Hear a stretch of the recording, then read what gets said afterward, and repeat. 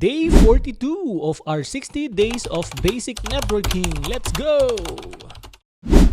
Right, so let's keep moving dito sa ating routing fundamental modules or section pa rin. And in this video, pag-usapan or i-discuss naman natin yung pinagkaiba or different characteristics ng tinatawag nating connected or directly connected routes, dynamic routes, as well as yung tinatawag nating static routes.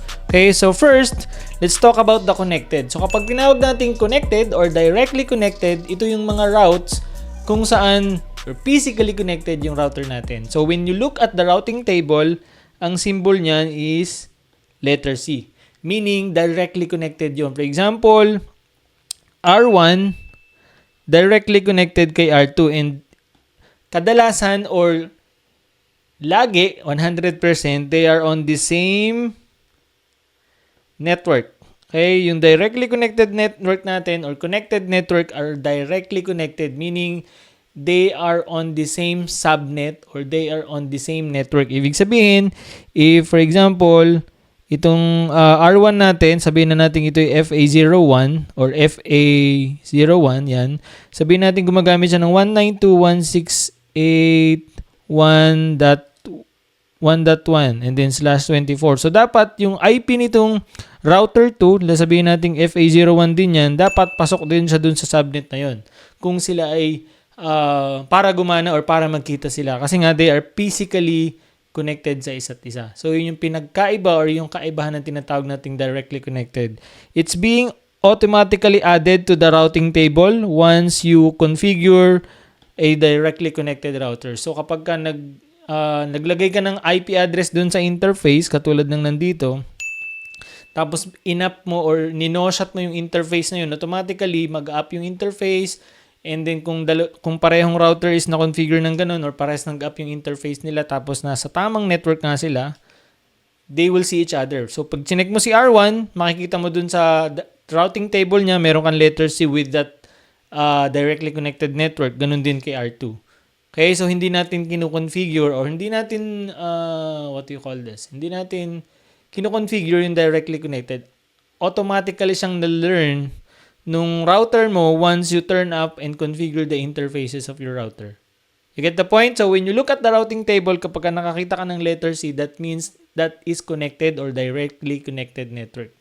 Right? So puntahan natin yung pangalawa, yung tinatawag nating dynamic. Ito naman is basically learned. Okay, learned naman to. So kung matatandaan mo, kanina dun sa naunang video, pinag-usapan natin yung mga different or common routing protocol. So, lahat yung mga yon dynamic. For example, RIP, EIGRP, OSPF, and BGP. So, yung mga yan, dynamic routing protocols or dynamic routes. Ibig sabihin, nabibuild siya ng router natin as we configure them on the network. For example, R1 and R2, they are directly connected. Now, let's take for example, nag-connect ka ng R3 dyan.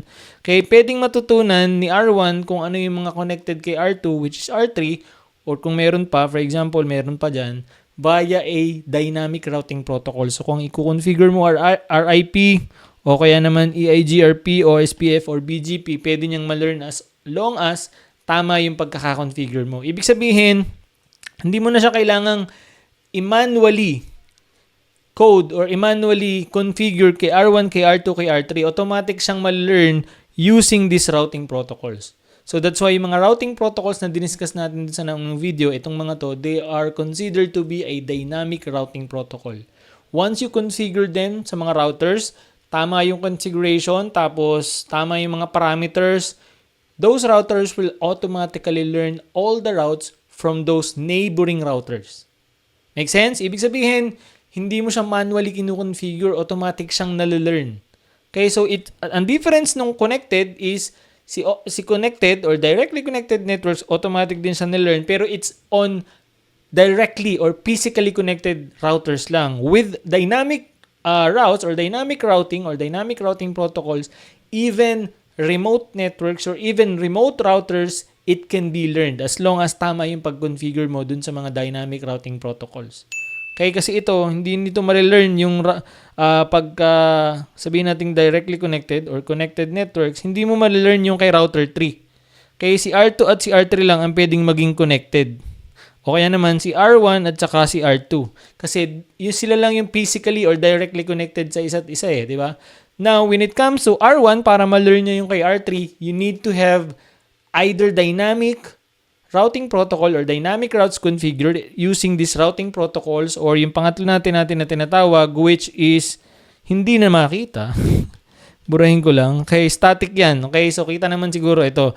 Static routing protocol. Meaning, this one is, by the way guys, you can also visit our official website which is techacademy.ph, and then from there makikita mo yung mga courses namin. So we have free and premium courses. You can start with the free ones which will give you the same video lessons na nakikita mo dito sa ating 60 days of basic networking. Dinagdagan lang natin yung iba, as well as kinurate or inedit natin yung iba para nga mabigyan ka ng at least foundation or fundamentals. Okay, ang kagandahan when you go with techacademy.ph at tinuk mo or kinuha mo yung mga free courses, it comes with certificate of completion kapag natapos mo yung mga courses na yun. So pwede mo yung gamitin as a reference sa resume mo, lalo na kung ikaw ay nagsisimula pa lang. Again, visit techacademy.ph and then from there browse our courses. Okay, see you there. Manually configured. So kung gusto mong magkita si R1 at saka si R3 dahil nga hindi sila directly connected, you can either use dynamic routing protocols, maalin man sa mga to, or use static routing protocol. Meaning, you have to configure static routing with R1, you have to configure static routing with R2, you have to configure static routing with R3 para magkita-kita silang tatlo. You see the difference? Diba? So, si directly connected or connected routes or connected networks, automatically siyang nangyayari or nalilearn, pero dun lang sa physically or directly connected routers. Right? For example, R1 to R2, R2 to R3. R1 to R3, hindi pwedeng maging directly connected. Okay? Now, with dynamic routing protocols, even remote routers, even remote networks, can be neighbors or pwede silang magkita or pwede silang mag-communicate or magkausap kung tama ang pagkaka-configure mo ng mga dynamic routing protocols. So, ang example nga natin, RIP, EIGRP, OSPF, and BGP. So, lahat yung mga yon is dynamic routing protocols. Okay, so, for example, nagdagdag ka ng router, okay, naka-configure ka ng, sabihin natin EIGRP, nagdagdag ka ng network or may bagong connect ka kay R1. Automatically, kung tama yung pagkaka-configure mo ng mga EIGRP sa lahat ng router mo, malalaman din yun ni router 3 without you doing configurations on R2 or R3. Okay? So, automatically niyang pinopropagate yung updates. Now, in static routing, you have to add the new network. Okay? So, for example, nag-add ka dito, you have to add the new network to R2 and then you have to add the new network to R3 para matutunan or para ma-propagate yung updates na yun. So, this one is manually done by a person or tayong mga network engineer. Ito, this is done by algorithm or yun nga yung mga common routing protocols. Make sense? Let me show you a simple analogy para talagang mas maging madali para sa'yo. So, as you can see here, we have 4 routers, router A, B, and C. This is a high-level overview ng connected, dynamic, and static routing or routes. Right now, in directly connected, this is the directly connected, letter C ha. So, A and B, directly connected yan. They can be neighbor, they will automatically learn each other kasi they are on the same network when you configure them. Hindi pwedeng magkaibang network yan. Pag magkaibang network yan, hindi yan magkikita. Okay? Hindi yan magpipir, magkakamali ka. Okay? Now, B and C is also directly connected, and then C and D is also directly connected. So when you show your routing table, show IP route, makikita mo yung mga yan directly connected. Now, for example, you want all your networks or you want router A to learn all the networks from routers B's neighbor. Okay? So, ibig sabihin yung mga kapitbahay ni router B, hindi mo siya makukuha via directly connected. Ibig sabihin, you need to have a dynamic routing here. Okay, dynamic routing configured to A, to B, to C, and to D. Okay, so ibig sabihin lahat sila dapat naka-configure. For example, EIGRP para matutunan nila yung isa't isa. Okay, so pwedeng magkakasama yung mga yan ha. Take note, pwedeng meron ka ng directly connected, which is usually meron naman talaga. And then meron kang dynamically or dynamic routing or dynamic routes existing on your network, and then meron ka ring static, pwede ring mangyari yun. Now, di ba? So, for example, nag-configure ka ng EIGRP dyan, EIGRP. Router D can learn all the networks from routers B's perspective. Like, for example, marami pa dyan, o kaya naman marami pa dyan, and then si router C, marami pa rin dyan, di ba? So, pwedeng malaman lahat yon ni router D kung tama ang pagkaka-configure mo sa kanya ng EIGRP kasi nga, they propagate all the updates automatically. They learned the updates or the network or all the information on those specific networks na naka-configure ng EIGRP given na tama yung configuration mo. Okay? Now, wag malilito ha. Directly connected is only physically or directly connected interfaces ng mga routers. So, si A at si B, directly connected yan. Now, si A at si C, no, they are not directly connected. Okay? So, si B at si C, directly connected. Yung physical interface nila magka-connect, they are on the same network.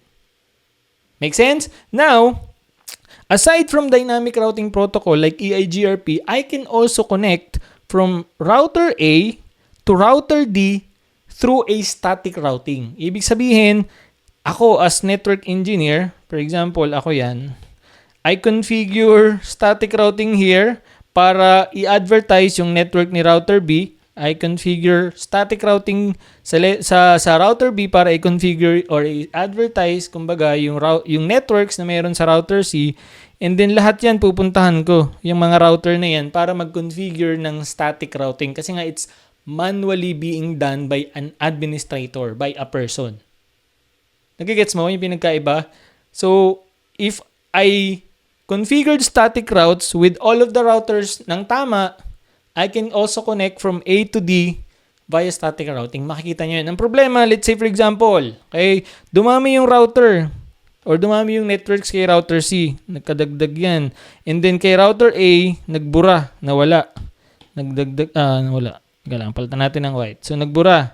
Okay, nawala na yung branches for example, o nawala na yung mga clients, etc., yung mga network existing kay router A. Pero kay router C, nagdagdag. With dynamic routes, for example, like EIGRP, those will be automatically populated sa lahat ng routers na nakakonfigure ng EIGRP. So, kung naka-neighbor si router A sa EIGRP nga, katulad ng binanggit natin kanina, malalaman niya na wala na lahat yun. Si router D, malalaman niya, nawala na. Yung mga network kay router A, nadagdagan naman kay router C. So, automatically, magpo-populate yon via dynamic routing protocol. Like, for example nga, EIGRP. Now, if we configure that with static routing, okay, so ako, na network administrator, I need to manually remove those network routes sa router A, aalisin ko din siya sa router B, aalisin ko din siya sa router C, and then aalisin ko din siya sa router D. Tapos, kung ano yung mga nadagdag, idadagdag ko uli lahat yon kasi nga it's manually configured or manually being done. You get the point?